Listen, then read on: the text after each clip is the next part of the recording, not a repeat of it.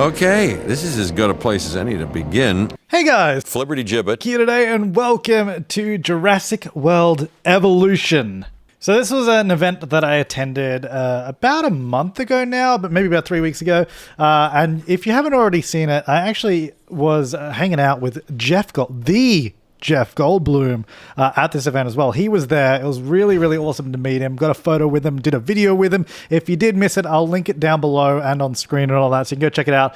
Basically, we talk about nothing related to Jurassic World Evolution or Jurassic Park or anything at all. In fact, he just talks to me and my friend Mr. Miola about nothing, and it was good fun. Anyway, this video is about playing the new game from Frontier, who sent me out to this event that was in LA, and we got to play the game for about an hour. We sat down with one of the developers of the game. They sort of helped us through it, and we are basically just creating our own Jurassic Park. Now, I guess one of the concerns I had going into this was that it was going to be a bit like Planet Coaster in terms of the level of creativity and depth, which for a game that is, I think, mostly designed to be played by a lot of people, there's a lot of creativity in Planet Coaster that I think would be hard to sort of grasp in a game like this, but thankfully it's pretty much a lot of this is sort of plopping down larger blocks, but then you still have the elements of creativity in terms of park layout and enclosures and all of that. But anyway, so I guess talking about what's actually on screen, you can see it in the background, but we've just created our first dinosaur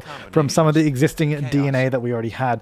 And I love just how up close you can get in this game as well. You can zoom right into the dinosaurs, just follow them around and all of that. And it's pretty cool. So basically the way this works, there's a number of islands in the game, and you unlock them as you progress through. As you complete each island and the missions on each island, you'll progress through and you'll unlock more stuff as you go.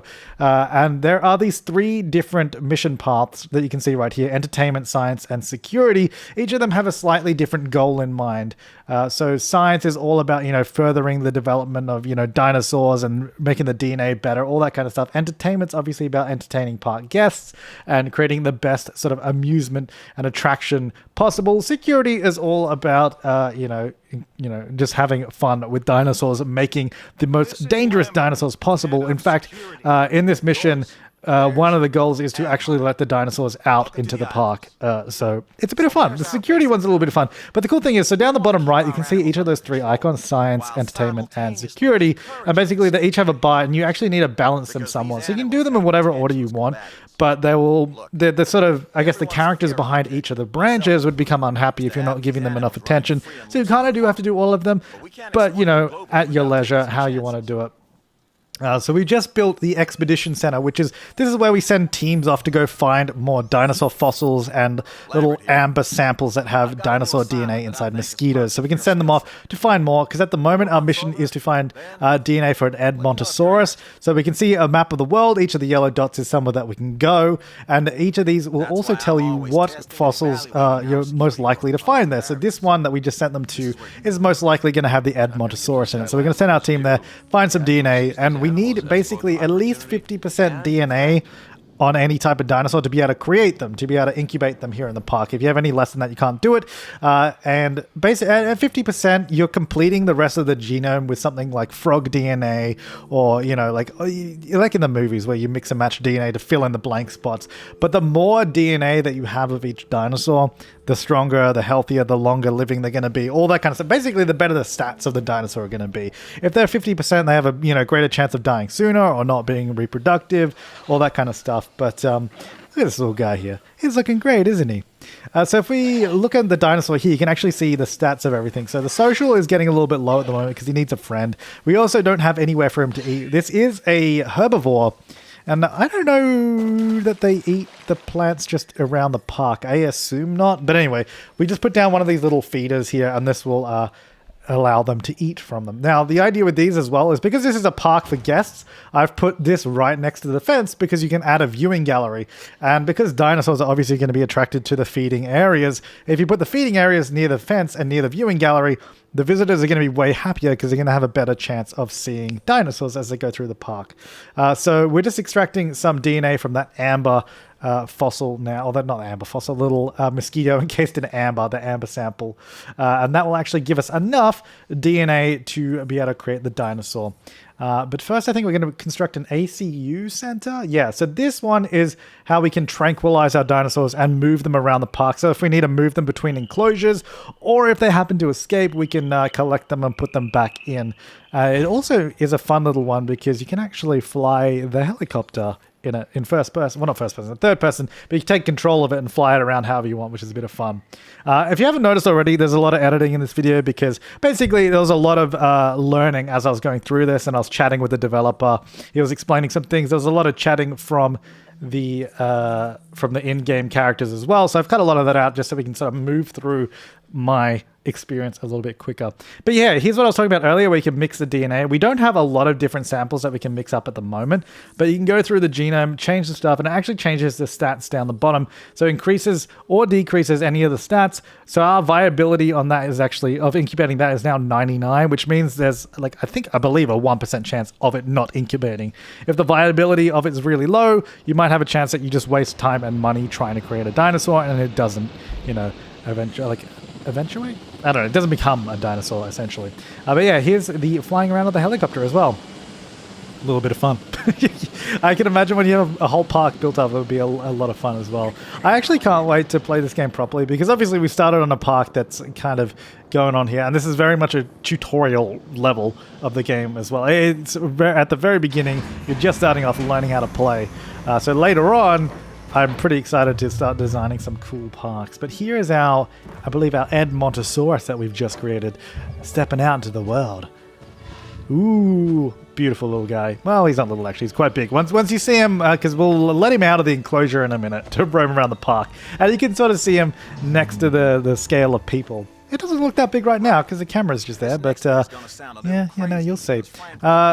So both of these dinosaurs that we got in this enclosure, this is quite a big enclosure, they're both herbivores, so nothing to worry about there. They're not going to eat each other, though you can, really mix and match any dinosaur that you want if you prefer. You can also just create dinosaurs and release them into the park.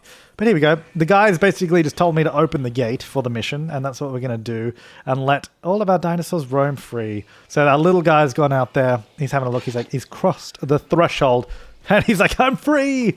Even though their enclosure is pretty damn good. I'm going to be honest, it's a pretty nice little enclosure to be in, but he's like, yeah, you know what? I want to be outside.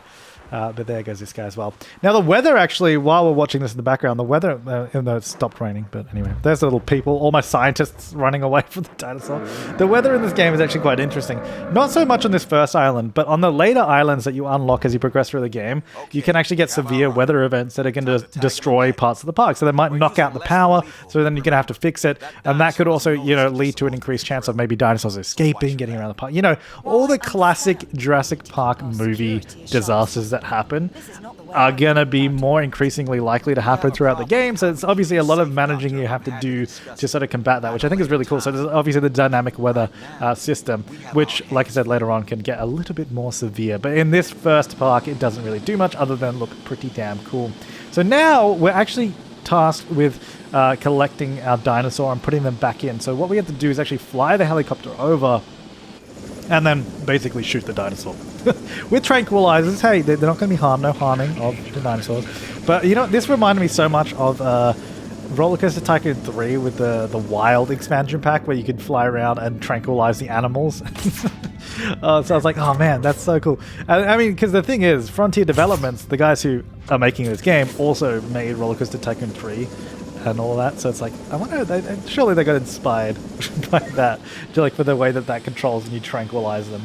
So yeah, basically now the guy's tranquilized, we can now task our ACU building here, the transport team. We basically click on our dinosaur, then we click where we want them to be moved, and this is the same way you could move dinosaurs between enclosures as well if you wanted to swap them around and all that. But we should probably close that gate as well, right there. So I think, what are we up to now? I think what are we building? Are we building the ranger station next? I think we do that in a minute. But yeah, I was a little upset to find out that, anyway, so we're transporting our dinosaur back at the moment. They can't wake up while they're being suspended in the air. I was like, aw, because it'd be pretty funny if you're trying to transport like a T-Rex or something and they wake up while they're dangling in the air and they start thrashing about.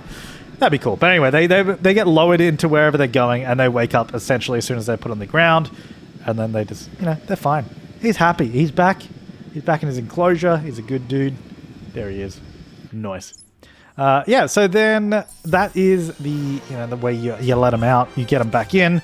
I'm sure that'll be... I'm just excited, really, to check out how far this game can go, because this is so... Like, we got obviously a very limited early look at this game. As you can see, the top right does say development build as well. So it is super early and all that, but I'm excited to check out stuff later on. So that we've just built... Oops, sorry, hit the microphone. Was the ranger station, which, much like the helicopter, the rangers come with this little Jeep, and we can drive this around the park however we want.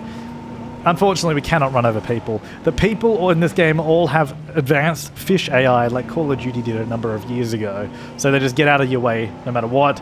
Even if you're fanging it down the road as fast as possible, the car basically, it automatically brakes and then they get out of the way. And so it's a little sad. I do want to run them over, but you can't do it.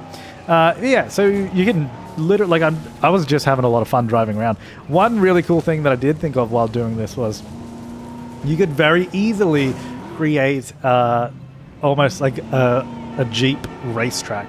You could terraform it however you want it, build a little pathway going around it. You could race your Jeep around it. But the cool thing with the Rangers is that other than just randomly driving around like this, you're actually able to do all the jobs that the Rangers would do. And this kind of reminded me of if you guys ever played Zoo Tycoon on Xbox One, which was also, by the way, developed by, I think it was developed by Frontier. Was it Frontier? I think it was. I think it was developed by these guys for Microsoft. So yeah, it's kind of like that, where you sort of take on the persona of the park ranger. As you can see, we had the interaction to resupply the feeder there, and we can actually go around in our Jeep here, and if we sort of stop here, we can start taking photos, and you can actually get money for the photos that you take, depending on how many dinosaurs are in it, whether or not they're eating or something, whatever they're kind of doing. So you can see the one that was running, we got more points for the photo, and it sort of gives you all the stats in there. And it's really cool. So you can make a little bit extra money that way. You can go around the park, do the jobs that need to be done. But yeah, your rangers are going to be the guys taking care of your dinosaurs and all that, restocking the food. So kind of important to have, but also kind of fun just to absolutely fang it around the park. So if we go to this big hill, yes, you can indeed get some air. Some sick air. It's pretty cool. So just having a bit of fun with this. You can also, so the water, we're going to have a look at the terraforming and building a new enclosure in just a minute as well to see how all that works. But the terraforming and all the landscaping and all that is actually really easy to do. And you can also, as you can see, drive through the water. So if you want to do that, you can. It's all like very simplified sort of enclosure building, which I actually really like, because I was worried, because like with the Planet Coaster, as I was mentioning earlier, it's super detailed, and in that game you have to place every tree and every bush like one by one, and I was like, oh my god, if we had to do that in this game, it would be a nightmare. But you don't, so it's good.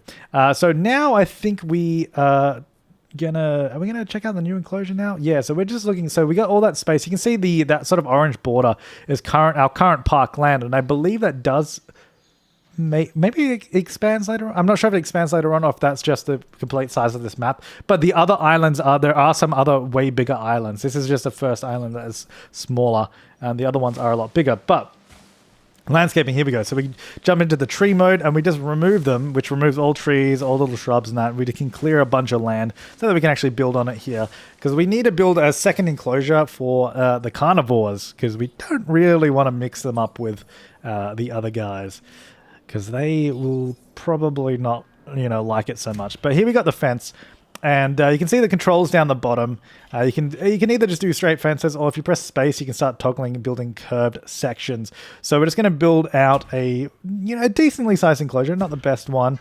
It's not the biggest. I think the other one's way bigger. But this is just testing purposes. This is my first enclosure building. Just had to be a little bit conservative. But yeah, you can essentially just drag out curves however you want. You can sort of enable or disable it. And you get some really easy snapping along the lines there as well. So it's a pretty decent way to build the fences. But I am interested to see how, because this game is going to be on consoles as well, Xbox and PS4. And I feel like it'd be, I don't know how well, they said that this is actually, the controls are actually really nice on console. But why would you ever say, it's not the best? So it'd be interesting to see how it does control on there. because I'm always skeptical of like sort of building games when they're put on consoles. But I think a lot of the way that this game works does seem kind of designed in a way that would make sense to work on console, which I would hope so because it's being released at the same time on all of them. But that building I just put down that had that cone was the sort of viewing gallery for the guests. And at the moment, we have to actually connect up power throughout the park because all the buildings and everything need power. You don't need to have power lines running all over the place like I have right there. Please ignore my ugly park. It's just because I had to get it done quickly. You can sort of hide them away in the trees a little bit better. But the idea with that is there's little power substations, and the substations each have sort of a range around them of buildings that they can power. So you can put them within the sort of circle of the substation, and all the buildings within that range will be powered. And then you just run wires between the substations and the power generation buildings as well. And I assume that that's how power gets knocked out, is by the power lines just, getting destroyed. But you can see just how quick you can actually put together an enclosure here as well, with all the trees being painted in just here. And I put the little carnivore feeder there that just pops up a goat, much like in the movies where the goat just sort of comes up there. But now we're going to incubate our Ceratosaurus. I think that's how you say it. I don't know. But that's our carnivore. We're ready to go. Unfortunately, I was actually running out of time at this point. Like, we only just got the carnivore done. Like, they had knocked on the door saying, "Hey, buddy, your time's up. Stop recording. Get out." And we're like, no, just give us 30 more seconds. So I did just get him in at the end. But here are my other guys. They're sort of just chilling out there. And you get some nice rain running around. Look at them. They look beautiful.